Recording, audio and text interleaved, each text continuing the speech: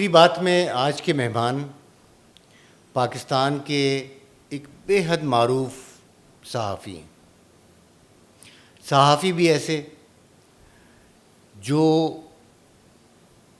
Print media میں بھی دخل رکھتے ہیں, الیکٹرانک میڈیا میں بھی زندگی گزاری ہے, اور ان کا نام کراچی سے پشاور تک ہی نہیں, دنیا میں پاکستانیوں کی جو بستیاں ہیں وہاں بھی معروف ہیں. سب جانتے ہیں کہ عارف الحق عارف کون ہے. السلام علیکم. وعلیکم السلام. بہت بہت شکریہ. عارف صاحب, آپ کا شکریہ کہ آپ امریکہ سے کراچی آئے تو آپ نے ہمیں تھوڑا سا وقت دیا, اور آپ جانتے ہیں کہ ہمیں تو بس تھوڑا سا وقت ملنا چاہیے, ملتے ہی ہم پھر دیکھتے ہیں کہ انشاءاللہ وہ تھوڑا سا وقت بہت سے وقت میں کیسے تبدیل ہوتا ہے. میں پوری کوشش کروں گا کہ آپ کی توقعات پر پورا ہوتے ہیں. ہاں, اچھا, اور جو کچھ آپ نے کہا اس کے مطابق چلو. یہ دیکھیے, اس میں میرا خیال ہے ہم, کیونکہ یہ جو فارمیٹ ہے اس میں ہم کسی بھی ایک معروف آدمی کی زندگی پہ نگاہ کرتے ہیں کہ وہ اس نے کہاں سے سفر کا آغاز کیا اور کہاں تک گیا اور اس دوران کیا ہوا. آپ اگر ہمیں تھوڑا سا بریفلی یہ بتائیں کہ آپ تو آزاد کشمیر کے ایک چھوٹے سے علاقے سے آپ نے سفر کا آغاز کیا تھا, تو یہ کیسے آپ اتنے بڑے صحافی, سارے صحافتی برادری میں معروف, ہر ایک آپ کو جانتا ہے, سب لوگ اس پہ فخر کرتے ہیں کہ بھائی میں عارف الحق عارف صاحب کو خوب جانتا ہوں, تو یہ کہاں سے سفر کا آغاز ہوا تھا؟ بس اس کا بس یہ اصل میں تو اللہ کا فضل ہے. اللہ تعالیٰ کے منصوبے اپنے ہیں. بالکل. آدمی سوچتا کچھ ہے, ہوتا کچھ ہے, اور یہ آخر میں پتہ چلتا ہے کہ اصل میں یہ منصوبہ اللہ کا تھا. کیونکہ بیچ میں اگر کہیں کوئی ناکامی بھی ہوئی کسی جگہ تو ہم بڑے مایوس ہو جاتے ہیں, لیکن اللہ کے منصوبے میں وہ منزل نہیں تھی, وہاں وہ ناکام کر دیتا ہے. ہمیں پتہ نہیں ہوتا تو ہم مایوس ہو جاتے ہیں. تو اصل میں آغاز کرتا ہوں.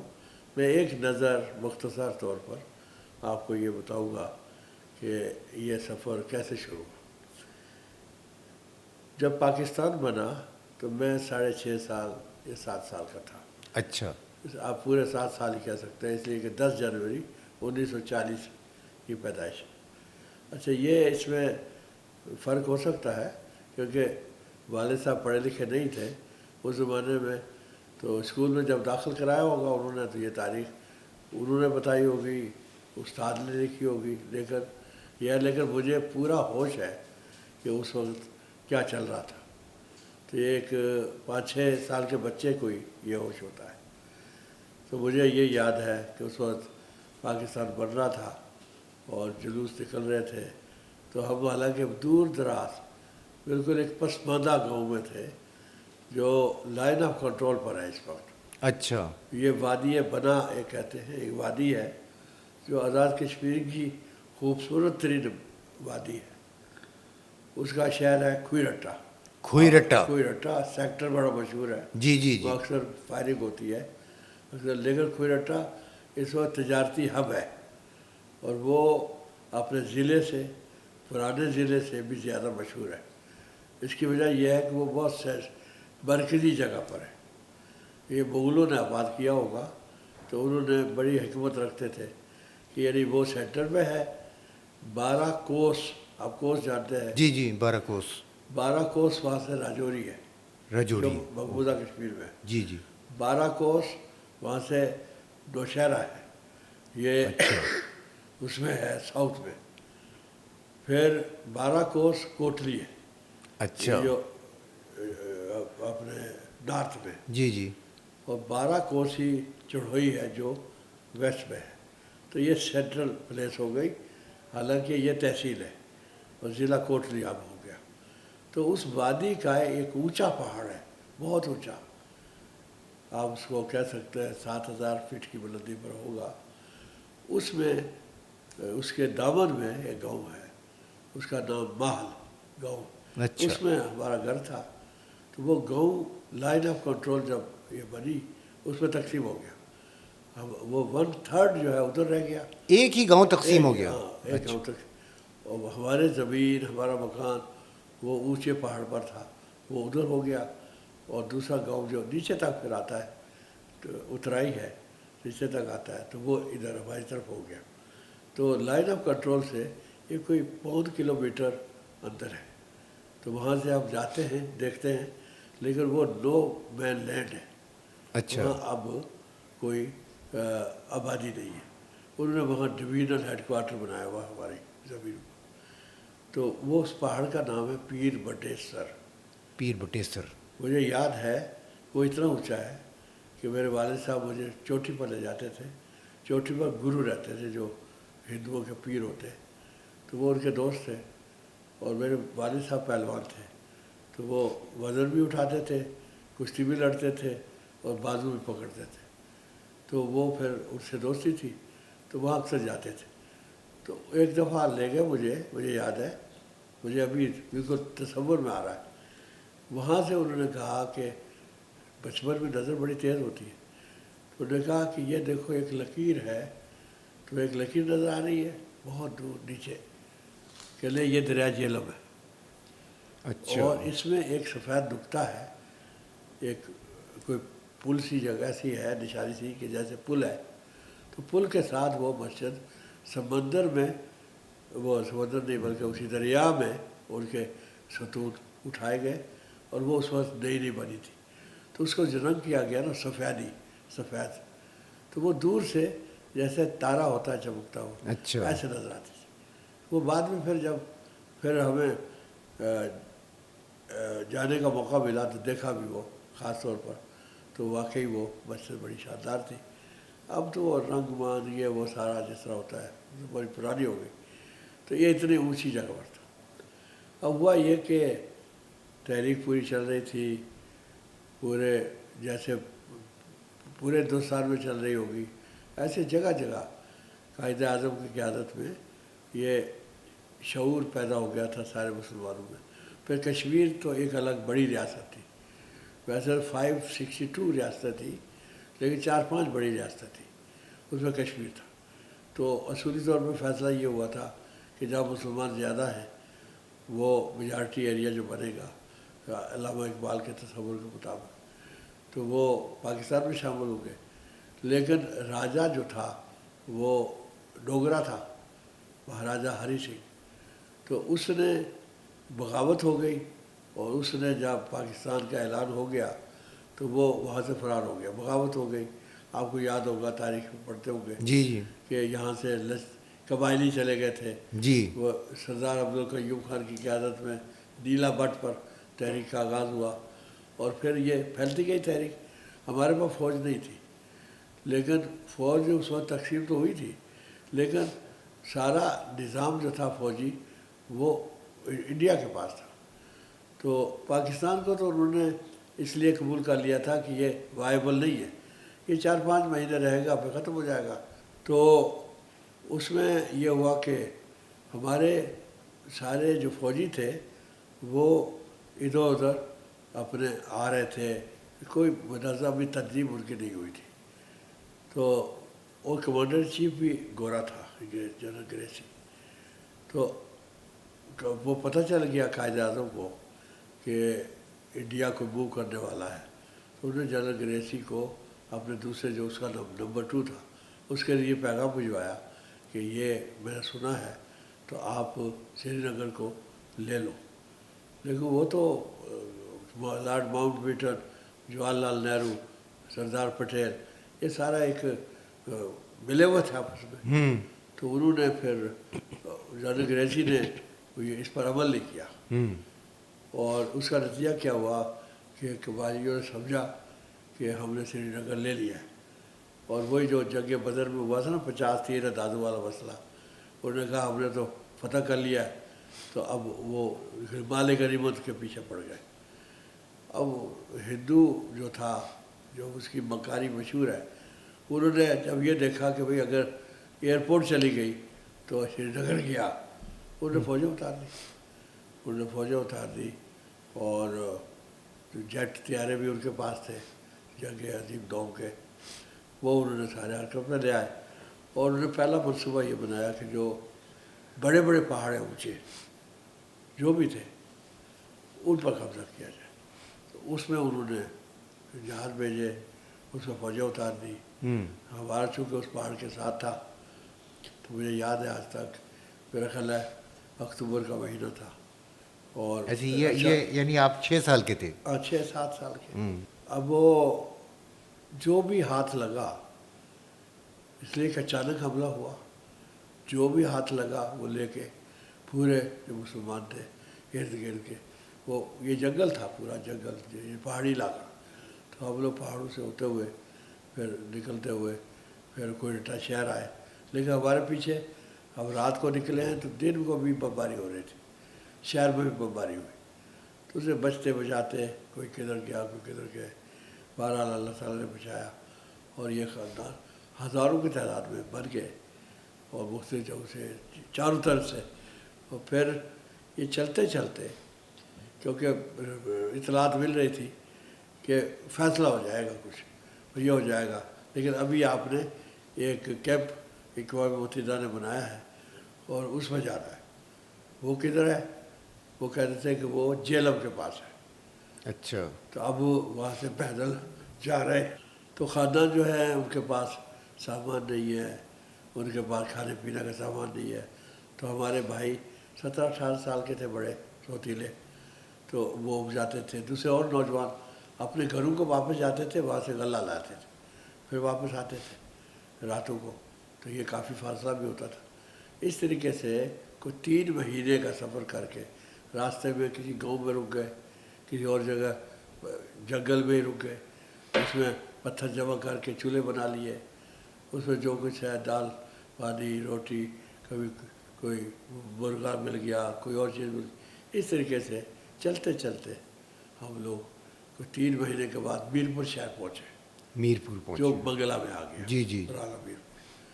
وہاں سے 1-2 دن وہاں رہے، اور اس کے بعد ایسے ٹینٹ لگا لیتے تھے. کہیں ہمارے پاس تو نہیں تھے ٹینٹ، تو وہاں پھر جب پتہ چلتا تھا یہ آ گئے تو جو گورنمنٹ تھی وہ تو بالکل اس کے پاس بھی کچھ نہیں تھا، لیکن وہ جیسے کیسے وہ ایک کوئی ٹینٹ لگتا تھا، اس میں کچھ لوگ آ جاتے تھے کچھ دوسرے. تو وہ پھر وہاں سے میرپور سے اب کھڑی شریف گئے، جو میاں محمد کی جو مزار ہے، وہاں سے پاس ہی دریا ہے، دریا جیلم، اس میں ایک پل ہے، اس کو کراس کیا. کراس کر کے پھر دینا اور جیلم کے درمیان چک جمال ایک فوجی چھاونی ہے، فوجی چھاونی. اس میں لمبی لمبی بیرکیں تھیں. وہ حوالے کر دیا کہ بھئی جتنے خاندان کے لوگ ہیں اتنی جگہ بن لو اپنے جتنے بھی ہیں، تو وہ اپنے اور کوئی ڈیمارکیشن بنا لو. تو اس میں ہم اوپن جگہ پر وہاں جا کر رہے. تو وہاں ہم کوئی 4 سال رہے. وہیں پہ میک شفٹ اسکول بن گیا، وہی تعلیم شروع ہو گئی. تو ہماری تعلیم گویا کوئی لیٹ شروع ہوئی. تو دوسری جماعت میں تھے 52 میں، کہ پھر مایوس ہو گیا ہمارے بزرگ کہ اب تو کشمیر آزاد نہیں ہونے کا، ہم نے اپنے گھروں کو واپس ہی جانا. تو پھر جو بھی ترتیب تھی، جو بھی سیٹ اپ تھا، انہوں نے کہا کہ آپ جو بھی جہاں جانا چاہتا ہے چلا جائے. اب یہ اقوام متحدہ نے کہا کہ اب ہم یہ سارا راشن سسٹم بند کر رہے ہیں. تو انہوں نے آہستہ آہستہ لوگوں کو بھیجنا شروع کیا. کوئی گجرانوالہ چلا گیا، کوئی گجرات چلا گیا، کوئی پنجاب سرگودا چلا گیا، کوئی کشمیر واپس چلا گیا. ہم اپنے علاقے کوئٹہ واپس چلے گئے. اچھا. ہمارے خاندان جو تھا، ہمارے خاندان کے کئی گھر تھے، 10-12 گھر، تو ہم لوگ وہاں چلے گئے. اب وہاں جا کر پھر انصار مدینہ والا منظر دیکھنے کو ملا، کیونکہ میرے والد صاحب بڑے مشہور تھے اور رشتہ داریوں بھی تھی، تو لوگوں نے اپنے گھر کھول کر دے دیے. اچھا، یہ کوئی 4 سال بعد گیا وہ؟ 4 سال بعد 52. تو انہوں نے اپنے گھر دے دیے. انہوں نے کہا کہ کوئی کھانے پینے کی آپ کو کوئی کرنے کی ضرورت نہیں. تو اس طریقے سے ہر سامان فراہم کیا. پھر میرے والد صاحب کے تعلقات تھے پٹواری سے، تو اس سے کہا کہ عبداللہ نام تھا، مجھے نام بھی یاد ہے، عبداللہ. تو انہوں نے کہا عبداللہ کوئی جگہ دے دو.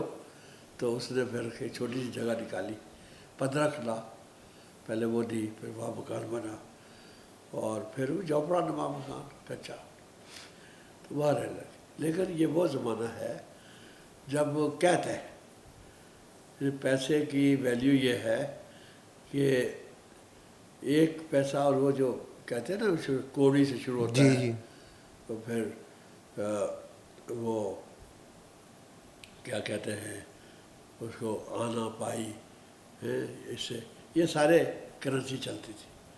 16 آنے کا روپیہ تھا، اور 1 روپیہ بہت بڑی چیز تھی۔ مزدور کی جو دیہاڑی تھی وہ 8 آنے تھی، اور جو ریٹ تھے جو مجھے یاد ہے وہ، یعنی غلہ جب فصل آتی تھی تو غلے کا وہ ریٹ لگتا تھا، جو 5 روپے، 5 من 1 روپے کا وہ مکئی یا گندم، اس طریقے سے 1 روپے کا 1 من پیاز، اچھا اچھا، اور 1-1.5 روپے کا ایک سیر ہوتا تھا، کلو نہیں تھا، اور دیسی گھی، بہترین گھی، اور مرغا تو کوئی تول کے دیتا ہی نہیں تھا۔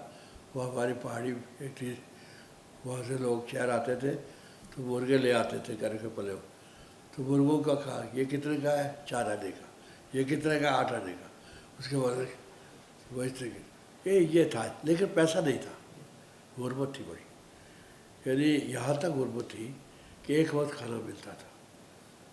تو وجہ اگر فصل ہے نا مکئی کی، تو ہم انتظار کرتے تھے کہ جب اس کی بھٹے میں دودھ آتا ہے پہلے نا، تو وہ اس کو اتار لیتے تھے، تو ہم اس کو کر کے، تو اس کو چھری سے اس کے دانے الگ کر کے اس کا بھات بنا لیتے تھے، ہے نا، ایک پتیلی میں نمک مرچ ڈال کے، یہ گویا کھانا ہمارا تیار ہو گیا۔ تو ایک وقت یہ کھا لیا، تو 5ویں جماعت تک یعنی اتنے پیسے نہیں ہوتے تھے کہ جوتا خریدے۔ میرے 5ویں جماعت تک جوتا نہیں تھا، اچھا 5ویں جماعت کے بعد جوتا، وہ بھی میرے والد صاحب کہیں کوئی یہ مرچنٹ نیوی کے شپ ہوتے، اس میں کوئی گاؤں سے گیا ہوا تھا، تو وہ آیا واپس، تو یہ گئے وہاں، تو وہاں اس نے کوئی جوتا دے دیا، وہ مجھے آ گیا، وہ میں نے پہنا 5ویں جماعت میں۔ تو وہ کوئی جب آدمی عادی ہو جاتا ہے، سردی گرمی کا احساس ختم ہو جاتا ہے، یہ فطرت کا تقاضا ہے۔ تو وہاں سردی بھی شدید پڑتی ہے، گرمی بھی شدید پڑتی ہے، تو ہمیں کوئی احساس ہی نہیں ہوتا تھا۔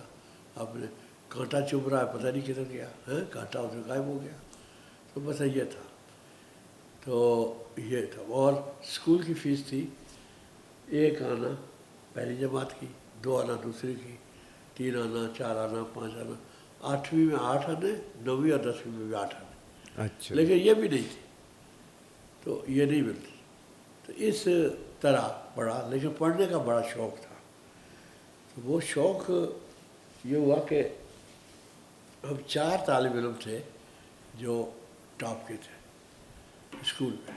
اچھا 6ٹھی جماعت میں میں نے فرسٹ پوزیشن حاصل کی، مجھے وظیفہ ملا۔ سردار عبدالقیوم خان نے 36 روپے نقد وظیفہ دیا۔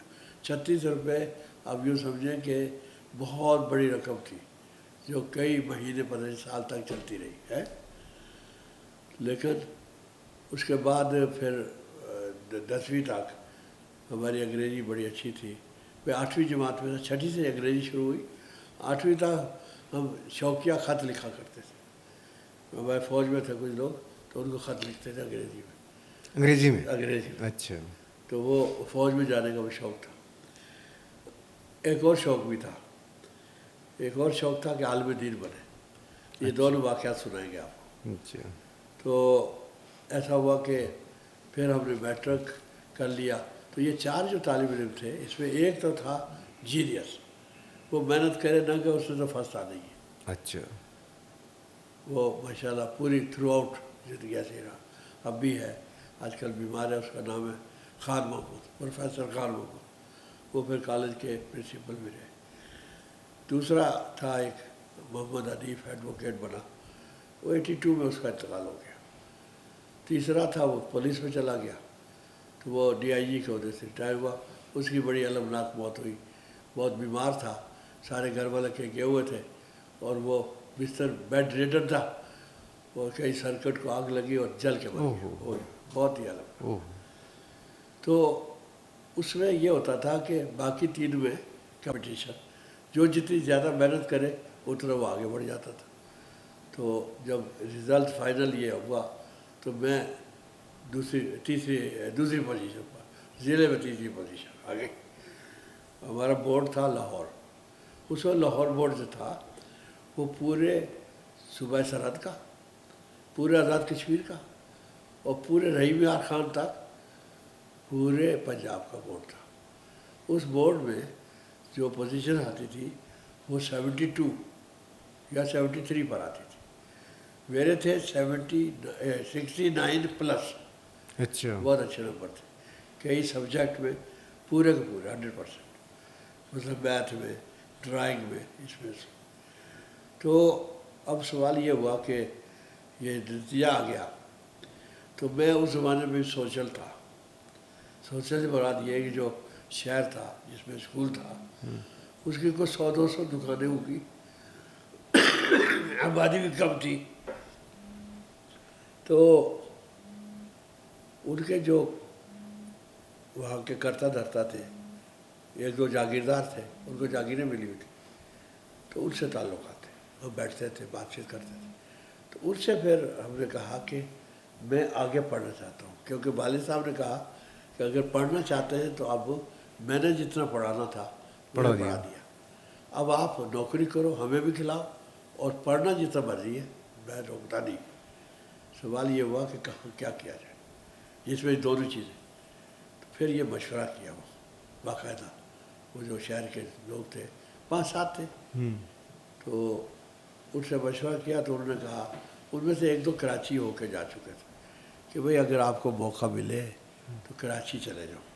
وہاں نائٹ اسکول ہے, وہاں کراچی سب کو اپنی گود میں لے لیتا ہے اور کراچی بنا دیتا ہے سب کو, بہت اچھی جگہ ہے. اگر وہاں موقع نہیں ملے تو لاہور چلے جائیں, یہاں سے نکلیں, پنڈی چائے چلے جائیں, لیکن نکلیں, یہاں کچھ نہیں کر سکیں گے آپ. لیکن وہ جو ایک تقاضا تھا کہ ہمیں بھی کھلاؤ, ملازمت کرو, تو دیہات سدھار ایک محکمہ قائم ہوا تھا ایوب خان کے دور میں. یہ 60 کی بات ہے, ایوب خان کا ماشاء اللہ تھا. انہوں نے دیہات سدھار کا محکمہ بنایا جو آزاد کشمیر میں قائم ہوا. اس کی بھرتیاں شروع ہوئی فوراً رزلٹ کے بعد. یعنی رزلٹ نکلا ہے تو 4تھے-5ویں دن تو ہم کوٹلی گئے. تو اس کی ریکوائرمنٹ تھی, دوڑ لگاتے تھے وہ, جو دوڑ میں ان کے مطابق آ جائے وہ پھر انٹرویو لیتے تھے. لیکن وہاں بھی ایسا ہی ہوا کہ جب دونوں چیزوں میں وہاں پاس ہو گئے, لیکن جب لسٹ لگی تو ہمارا نام ہی نہیں تھا. وہاں اس وقت بھی ایسا ہی تھا. اچھا, نام نہیں تھا اس میں. سفارش, یعنی کسی بندے کی سفارش یا قائد اعظم کی سفارش, جو بھی ہوگا, تو ہمارا تو کوئی سننے والا نہیں تھا. تو بڑی مایوسی ہوئی. تو میں نے وہ جو کہا نا کہ اللہ کے منصوبے ہو, یہ پہلی مایوسی ہے. تو اس کے بعد یہ واقع, یہ جو انہوں نے فیصلہ کر دیا تھا کہ یہ کرو کراچی اور لاہور, تو میرا ایک اسکول فیلو تھا 2 سال سینئر, اس کا نام تھا محمد بشیر. اب ایک ہی گاؤں میں رہتے تھے, بڑی دوستی تھی. تو وہ 2 سال پہلے کراچی آ گیا تھا, یا کے پی ٹی میں بھرتی ہو گیا. ٹھیک ہے. اس کے تایا تھے یہاں پہلے سے پری پارٹیشن. وہ شادی کے لیے آیا. اب جس گھر میں شادی ہو رہی ہے وہ بھی میرا گاؤں کا ہی ہے, جانتے ہیں سب. جس لڑکی سے شادی ہو رہی ہے وہ میری شاگرد, میں قرآن مجید پڑھاتا تھا. تو شادی ہوئی تو اب اس سے اب ادھر فیصلہ ہو چکا ہے کہ کراچی جانا ہے. اب ادھر یہ کراچی والا آ گیا. اب رات بھر بیٹھے رہے جیسے دوست بیٹھتے ہیں, کراچی کیسا ہے, یہ ہے وہ ہے فلانا. تو اس میں کہتے ہیں نا کبھی ڈیفائننگ موومنٹ آتا ہے, آدمی ہر آدمی کو ایک موقع ملتا ہے. ایک موقع ملتا ہے. وہ اگر سمجھ جائے, اس موقع سے فائدہ اٹھا لے تو پھر واہ واہ, نہ اٹھائے تو میرے ساتھ ایسا ہوا کہ وہ موقع جب آیا تو اس سے رات بھر بیٹھے رہے, 1-2 بجے تھے. تو وہ کراچی کی بڑی تعریف کر, روزانہ کرتا تھا. اس دن کہنے لگا کہ کراچی بڑا روشنیوں کا شہر ہے, بہت صاف ستھرا شہر ہے, بڑی بڑی تاریخی عمارتیں ہیں, بیکلر روڈ ہے, بندر روڈ اتنی بڑی چوڑی روڈ ہے, یہاں سڑکیں دھلتی ہیں روزانہ, پھر ٹرام چلتی ہے ٹن ٹن ٹن ٹن. اس کے علاوہ اس کا چڑیا گھر ہے, ہر جانور ہے, مچھلی گھر ہے وہاں, اور سمندر ہے. اب ہمارے یہاں وہاں وادی کے درمیان ایک دریا بہتا تھا, اس کا ایک جگہ جا کر پاٹ بڑا ہو جاتا تھا, جب یہ کہا اس نے کہ سمندر بھی ہے، ہم نے ہمیں کیا پتہ سمندر کیا ہوتا ہے، تو اس جگہ بہت بڑا پہاڑ تھا، ہم لوگ نہاتے تھے، سویمر تھے ہم لوگ، بڑے مقابلے کرتے تھے، مچھلیاں پکڑتے تھے، یعنی مچھلیاں اس طرح پکڑتے تھے کہ ہمارے ہر گھر سے کوئی نہ کوئی فوجی ہوتا ہے فوج میں. تو یہ مارشل ریس کہلاتی ہے یہ پٹی پوری.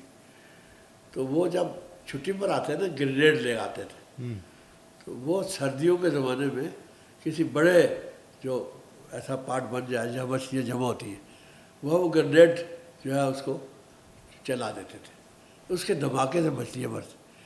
تو ہم لوگ جو تیراک تھے، ہم لوگ تیل لگا کے نا بدن میں تاکہ ہمیں ٹھنڈک نہ لگے، تو ہم لوگ وہ جو بھی جتنی مچھلیاں پکڑ لے وہ اس کی. تو اس طریقے سے میں نے کہا بھائی اس سیہور جگہ کا نام تھا، میں نے کہا اس سیہور میں جو دریا ہمارا برجات باندھ کہتے ہیں ہماری زبان میں اس کو باندھ، بے الف نون باندھ. تو میں نے کہا باندھ کا وہاں اتنا چوڑا ہو جاتا ہے، اتنی بڑا تالاب سا بن جاتا ہے، اس سے بھی بڑا سمندر. تو وہ بہت ہنسا کہنا جب کراچی آؤ گے کبھی تو پھر میں نے بس یہ لمحہ تھا. میں نے کہا بشیر میرا تو دل چاہتا ہے کہ میں کراچی جاؤں، اور میرا دل چاہتا ہے کہ تمہارے ساتھ جاؤں، تو تمہارے جو ماموں ہیں ان سے پوچھ لو، میرے بھی جاننے والے تھے لیکن وہ وہیں تھے کراچی میں، وہ بھی آئے ہوئے تھے.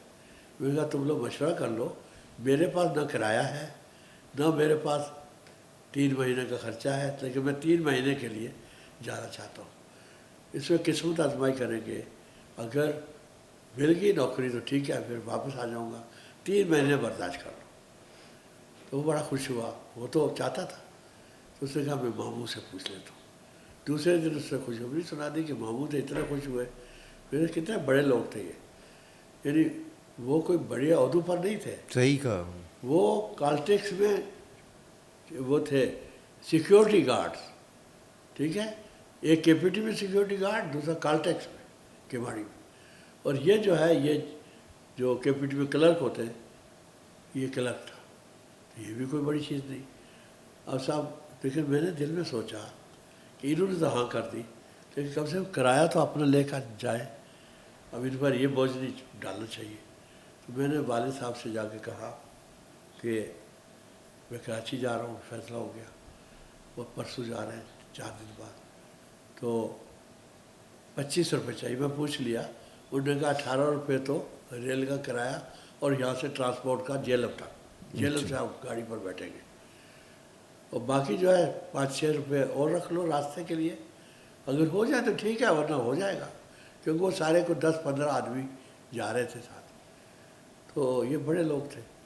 تو وہ پھر میں نے جب والد صاحب سے ذکر کیا تو والد صاحب نے کچھ نہیں کہا.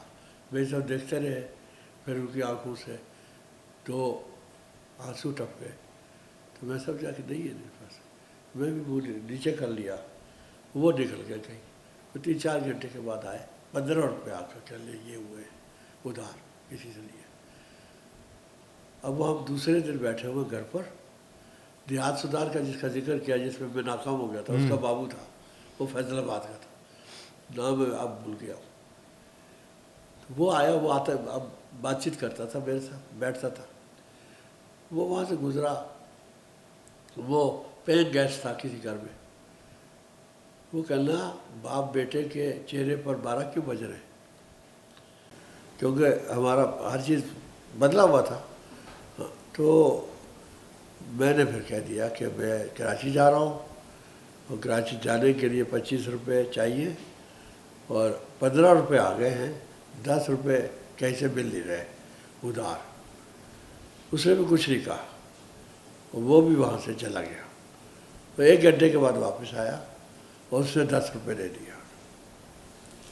تو اس طرح 15 روپے ہوئے. تو یہ سبب بنا کراچی آنے کا. اور پھر تیسرے چوتھے دن ہم وہاں سے روانہ ہوئے. چونکہ شادی ہوئی تھی، ان کے رشتہ دار کوٹلی بھی تھے، ان کے رشتہ دار میرپور میں بھی تھے. تو اس طرح دعوتیں کھاتے کھاتے جیلوں میں بھی تھے.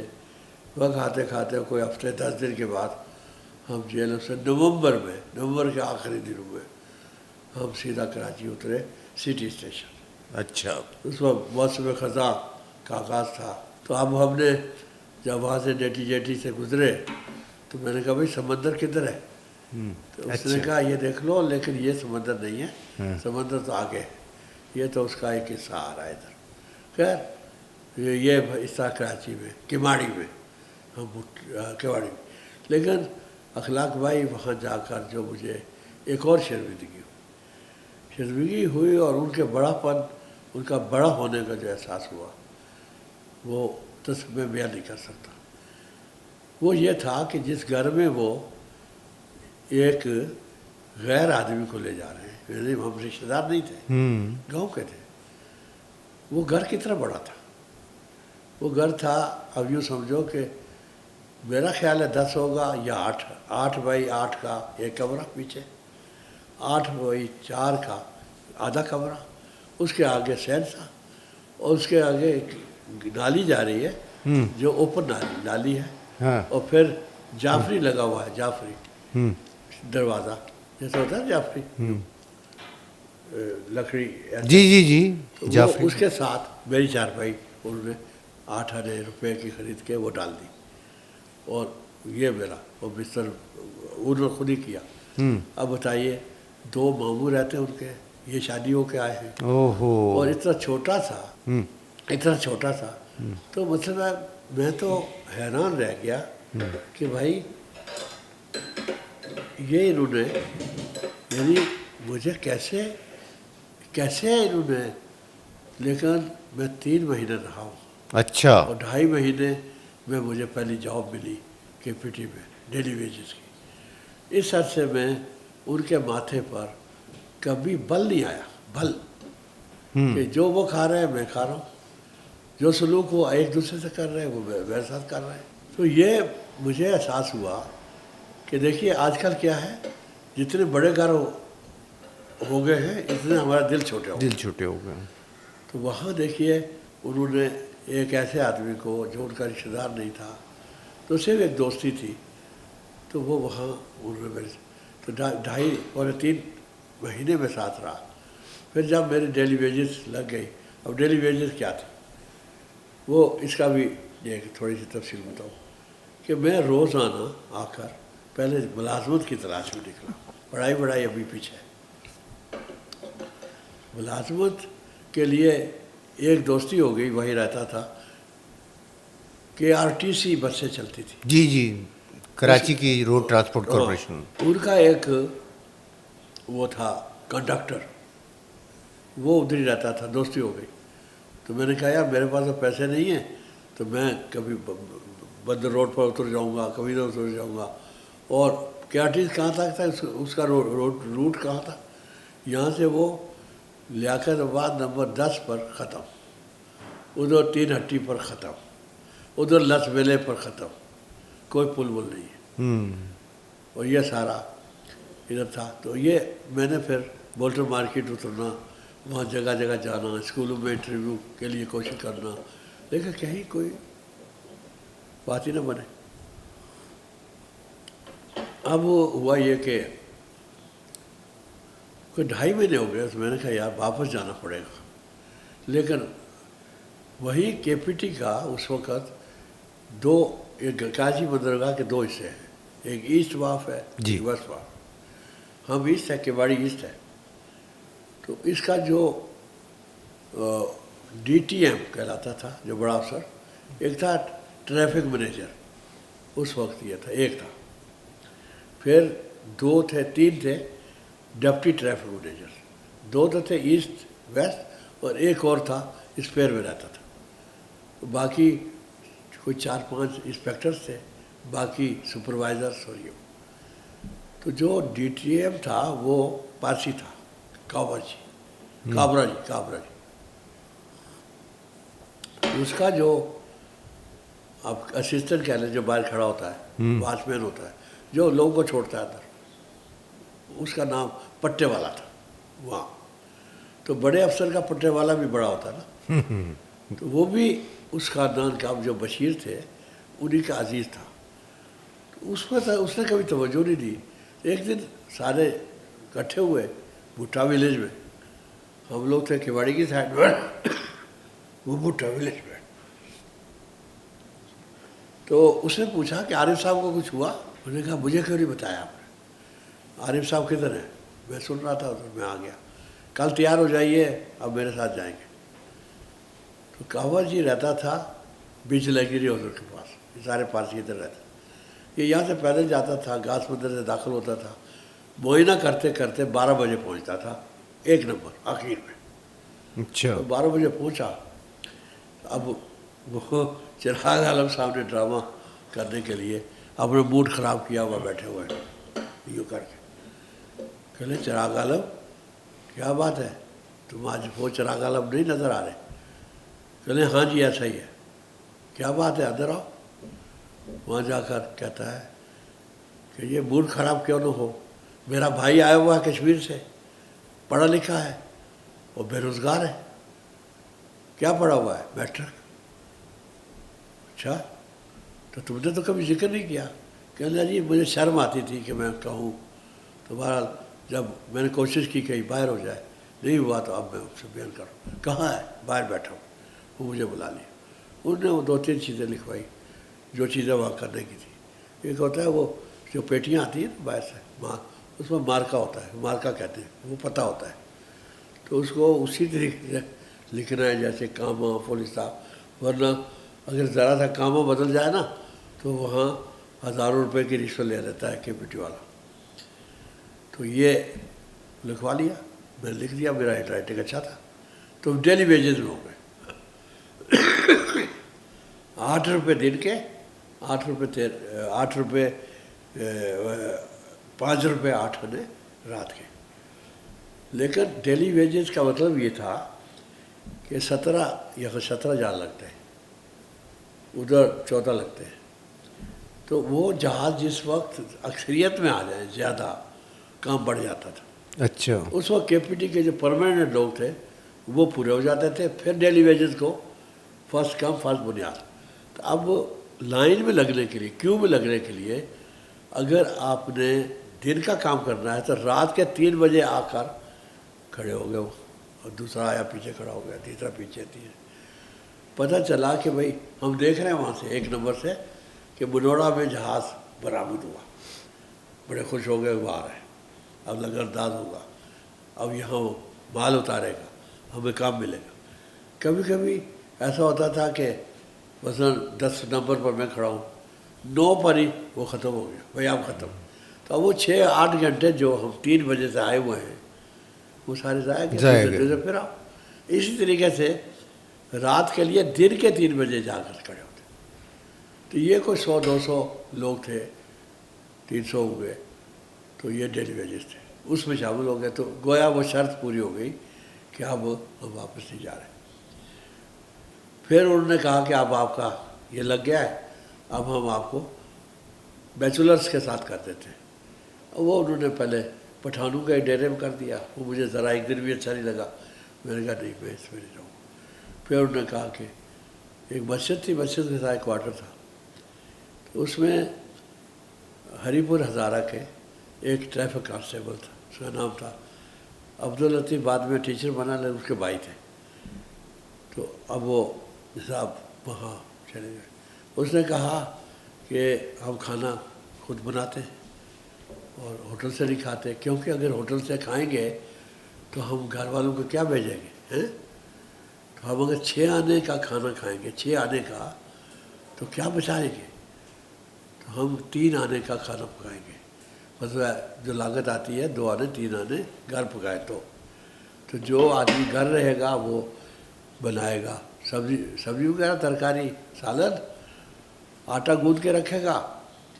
تو میں آؤں گا یا آپ آئیں گے تو آپ تندور میں جا کر, اس زمانے میں یہ بڑا رواج تھا کہ آٹا گوندھ کے لوگ وہاں لائن میں لگتے تھے اور وہ 1-1 پیسہ لیتا تھا تندور والا.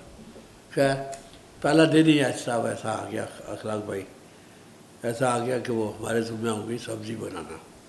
وہ سبزی اس نے لا کے دے دی, بتایا اس کو اس طرح کرنا, یہ کرنا, بلکہ کچھ چیزیں کاٹ بھی گیا. اسٹوو تھا, اسٹوو جلایا ہم نے, اس نے بتایا ایسے چلتا ہے. ہم نے کبھی چائے نہیں بنائی تھی, لیکن وہاں دیکھتے رہتے تھے کیسے.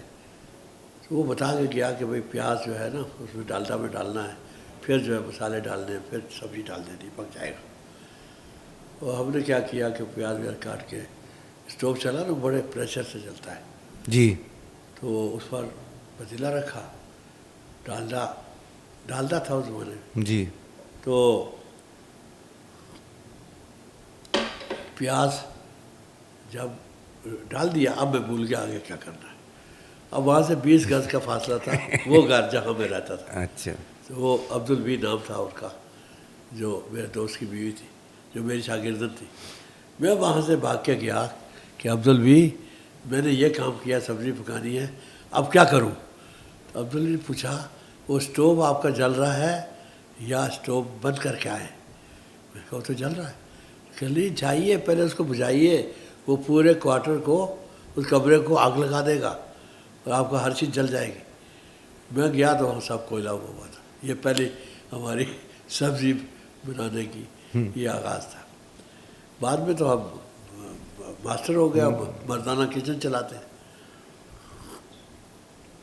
اس طریقے سے مختلف جگہوں پر رہے کماڑی میں۔ پھر کچھ 6 مہینے کے بعد وہ جو ڈیلی ویجز تھے ان کا طریقہ یہی تھا، انہوں نے ٹیسٹ لیا، ایک ٹیسٹ، تو وہ انگریزی کا تھا۔ ڈیلی ویج ورکرز کا ٹیسٹ لیا، ہاں ٹیسٹ لیتے ہیں، پھر وہ پھر مستقل ملازم۔ ریگولر ملازم، یہ نیم سرکاری۔ اس میں فرسٹ آ گیا، اس میں ہم بن گئے جی او سی۔ اب جی او سی ہم چونکہ مارشل ریس والے ہیں نا، ہم سمجھے بھائی یہ تو بغیر فوج میں گئے جی او سی ہو گئے۔ جی او سی ہو گئے۔ تو پوچھا بھائی اس کا مطلب کیا کہنا ہے؟ جنرل آؤٹ ڈور کلرک۔ او ہو اچھا۔ اور یہ جو ہے یہ یعنی اندر دفتر میں کام نہیں کریں گے، یہ باہر جہاز آئے گا اس پر جائیں گے، ادھر جائیں گے ادھر جائیں گے۔ یہ خیر کچھ عرصہ گزرا، اب ہم نے کہا بھائی پکے ہو گئے ہیں تو اب ہم پڑھائی کی طرف توجہ دیں۔ تو بشیر کو بھی کہا کہ پڑھنا تم نے بھی میرے ساتھ ہے۔ اب سوال یہ ہے کہ ہمیں نوکری میں کوئی چانس نظر نہیں آتا تھا کہ ہم کالج میں داخلہ لیں، دن کی نوکری تھی۔ تو ہم نے کیا کیا کہ تبادلے ہوتے رہے مختلف جگہوں پر۔ آپ جانتے ہیں ایک گھاس منڈر پر گیٹ ہے جس میں، اس میں تو وہاں ڈیوٹی لگی، ہم کتاب ساتھ رکھتے تھے، پڑھتے رہتے تھے۔ پھر وہ ایکسپورٹ گیٹ ہے بیچ میں، وہاں سے داخل ہوتے ہیں۔ پھر ایک آخر میں ہے، تو ان جگہوں پر ہماری چیکر کی حیثیت سے ڈیوٹی لگتی رہی، پڑھتے رہے، وہ بھی پڑھتا رہا۔